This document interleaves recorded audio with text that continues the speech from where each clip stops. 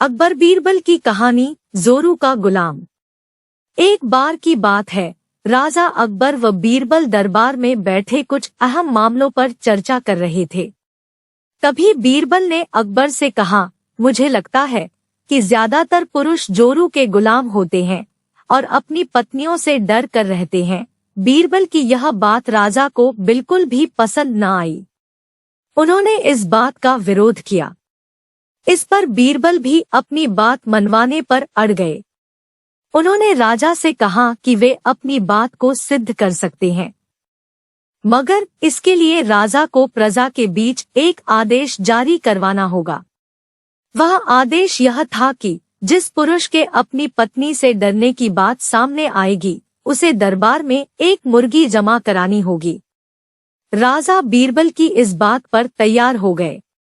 अगले ही दिन प्रजा के बीच आदेश कराया गया कि अगर यह बात सिद्ध हो जाती है कि कोई पुरुष अपनी पत्नी से डरता है, तो उसे दरबार में आकर बीरबल के पास एक मुर्गी जमा करवानी होगी। फिर क्या था, देखते ही देखते बीरबल के पास ढेरों मुर्गियां इकट्ठा हो गई और सैकड़ों मुर्गियां महल के बगीचे में घूमने लगी।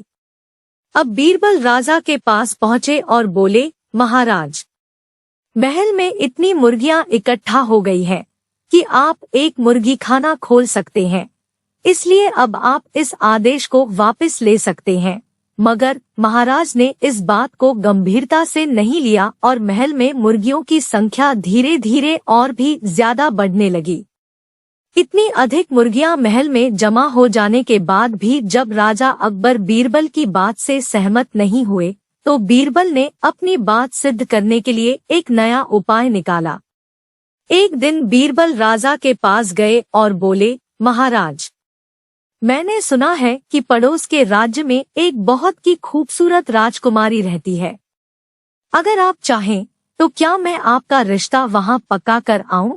यह सुनते ही राजा चौंक उठे और बोले, बीरबल, तुम ये कैसी बातें कर रहे हो? महल में पहले से ही 2 महारानियां मौजूद हैं।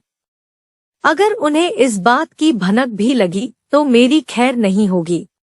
यह सुनकर बीरबल ने तपाक से जवाब दिया, चलिए महाराज, फिर तो आप भी मेरे पास 2 मुर्गियां जमा करा ही दीजिए। राजा बीरबल का ऐसा जवाब सुनकर शर्मा गए और उन्होंने अपना आदेश उसी वक्त वापस ले लिया। कहानी से सीख।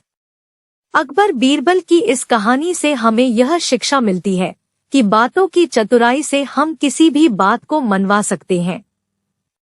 जरूरत है तो बस बीरबल की तरह चतुराई से अपना पक्ष रखने की।